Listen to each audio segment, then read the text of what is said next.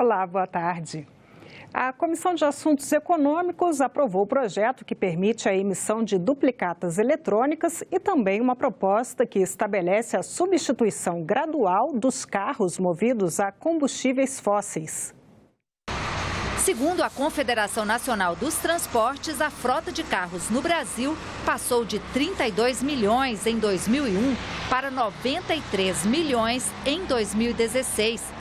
Um estudo da Fundação Getúlio Vargas sobre carros elétricos mostra que o setor de transportes é responsável por 15% das emissões de gases de efeito estufa no mundo. A ideia da proposta é reduzir a emissão de poluentes, substituindo gradualmente os carros movidos a combustíveis fósseis por carros elétricos. De acordo com o texto, em 2030, 10% da frota já deverá ter sido substituída. Em 2040, 30% e em 2050, 90%. O projeto prevê que a partir de 2060 não serão mais vendidos carros com motor a combustão. O projeto ainda vai ser analisado pela Comissão de Meio Ambiente. A Alemanha, a Inglaterra, a Europa já têm prazos mais curtos do que o nosso. Então nós fizemos aqui um gesto muito positivo, graças ao voto dos senadores, senadoras. Os senadores também aprovaram um projeto para permitir que nas operações de venda de mercadorias ou prestação de serviços, as empresas possam emitir duplicatas, ou seja, comprovantes de crédito, por meio eletrônico. Hoje só é permitida a emissão de duplicatas em papel. A intenção é modernizar o sistema e trazer mais segurança e transparência. Entre os diversos benefícios da adoção do meio virtual, destacam-se evitar a fraude que pode ocorrer por meio de emissão de duplicatas frias, ou seja, títulos falsos que não correspondem a uma obrigação real e que muitas vezes são levados a protesto sem o conhecimento do suposto devedor. E segundo, evitar a emissão de duplicata com dados incorretos acerca de valores e devedores. O projeto que cria a duplicata eletrônica segue em regime de urgência para votação em plenário. A privatização de distribuidoras de energia elétrica está na pauta do plenário desta terça-feira. Veja este e outros destaques da agenda do plenário na coluna da jornalista Érica Christian. O primeiro item da pauta é o projeto que pode facilitar a venda de distribuidoras da Eletrobras. Mas a proposta do governo para atrair investidores enfrenta resistências por parte de alguns senadores que querem discutir os detalhes deste processo de privatização nas comissões permanentes da Casa. O projeto, no entanto, tem pedido de urgência para ser apreciado imediatamente pelo plenário do Senado. Os senadores devem votar ainda a validade em todo o território nacional de receitas de médicos e de dentistas, além da destinação de parte de recursos das multas ambientais para a recuperação de áreas degradadas. Ainda na pauta, 7 acordos internacionais. Outro destaque desta semana é a sessão do Congresso Nacional de quarta-feira, destinada à apreciação de 16 vetos presidenciais. Entre eles, o que instituiu o piso salarial dos agentes comunitários de saúde e de combate a endemias.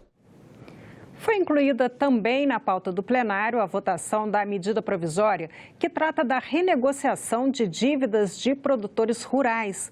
Para votar os outros projetos que estão na pauta, como vimos na coluna da Érica Christian, os senadores terão que apreciar primeiro esta MP, que prevê descontos para quitação de dívidas de proprietários rurais do Programa Nacional de Fortalecimento da Agricultura Familiar, o PRONAF. É que a medida provisória tem prioridade de votação e tranca a pauta do plenário, impedindo a análise de outros projetos. E por falar em medida provisória, mais de uma dezena de MPs correm o risco de ficar sem análise devido ao período eleitoral. 13 medidas provisórias aguardam a instalação das comissões mistas para serem analisadas. Entre elas estão as MPs 850, que criou a Agência Nacional de Museus, e a MP 849, que suspendeu os reajustes dos salários dos servidores. Se não forem votadas dentro do prazo, poderão perder a validade e as medidas adotadas com a publicação. Se ela não for votada pelo Congresso Nacional nesses 120 dias, ela perde a eficácia, ou seja, ela deixa de valer como lei.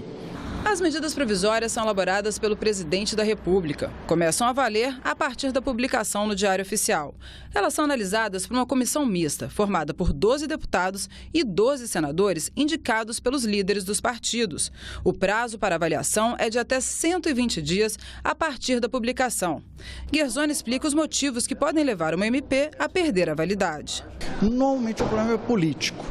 Muitas medidas provisórias são matérias extremamente polêmicas e, às vezes, não há um consenso no Congresso Nacional para votar as matérias. Num período como o que a gente vive hoje, no período eleitoral, isso se torna ainda mais difícil, porque, como há um recesso branco em que os parlamentares participam do processo eleitoral, as comissões mistas têm uma grande dificuldade de se reunir, assim como os plenários das casas. Então, há uma probabilidade maior das medidas provisórias perderem eficácia nesse período, porque é muito mais difícil conseguir votar uma medida provisória num período como esse. O Senado Notícias continua apresentando o perfil dos novos senadores que vão ocupar uma cadeira no Legislativo em 2019. Veja nesta edição quem são os senadores eleitos por Pernambuco, Piauí, Rio de Janeiro e Rio Grande do Norte. A bancada de Pernambuco contará em 2019 com Jarbas Vasconcelos, do MDB. Ele tem 76 anos, é formado em Direito, foi prefeito de Recife, deputado estadual, governador e senador. Atualmente é deputado federal. Marcelo Castro, do MDB, renova a bancada do Piauí. Ele tem 68 anos, é formado em Medicina, com doutorado em Psiquiatria. Foi deputado estadual, ministro da Saúde e está em seu 5º mandato de deputado federal. A bancada do Rio de Janeiro terá 2 novos representantes no Senado. Harold de Oliveira, do PSD, tem 81 anos. É graduado em Engenharia Eletrônica e Comunicações. Foi oficial do Exército, secretário municipal de Transportes e secretário estadual do Trabalho no Rio de Janeiro. Está em seu 9º mandato de deputado federal. Flávio Bolsonaro, do PSL, tem 37 anos. É graduado em Direito. Está em seu 4º mandato como deputado estadual. A bancada do Rio Grande do Norte será renovada com o capitão Stevenson, da Rede. Ele tem 41 anos, é policial militar. Já atuou no comando da Polícia Rodoviária Estadual, disputou a primeira eleição e exercerá seu 1º mandato público no Senado. Doutora Zenaide, do PHS, tem 63 anos, é formada em Medicina. Foi secretária de Saúde no município Potiguar de São Gonçalo do Amarante. Atualmente é deputada federal. O especial Cidadania, publicado no Jornal do Senado desta terça-feira, é sobre a alimentação da população brasileira. Temas como a obesidade, a fome e o desperdício de alimentos no Brasil vão estar na agenda do novo presidente e do novo Congresso eleito. Mais informações com a jornalista Fernanda Vidigal. A alimentação do brasileiro mudou muito nos últimos anos. Se, por um lado, a fome deixou de ser um problema estrutural, por outro, é a obesidade, que já atinge 20% dos adultos do país. Outra preocupação é com o desperdício de comida. 28% dos alimentos, como arroz, carne e legumes, vão parar no lixo depois que chegam às casas dos consumidores. No especial Cidadania, você vai entender por que esses temas vão estar na agenda do novo Congresso eleito e também do presidente do país, que vai assumir em janeiro. Eles vão ter pela frente uma agenda de compromissos que o Brasil assumiu com a ONU para acabar com a fome e garantir o acesso a dietas mais saudáveis. Algumas das metas são, por exemplo, deter o crescimento da obesidade e ampliar o número de adultos que consomem frutas e hortaliças com frequência. A reportagem mostra que, já de olho nesses objetivos, o governo fez uma parceria com a indústria para diminuir o açúcar em produtos como biscoitos, refrigerantes e achocolatados. O Senado também analisa a questão. Um projeto de lei obriga que os rótulos dos alimentos alertem para ingredientes que possam causar alergia ou obesidade. O outro regulamenta o uso de agrotóxicos.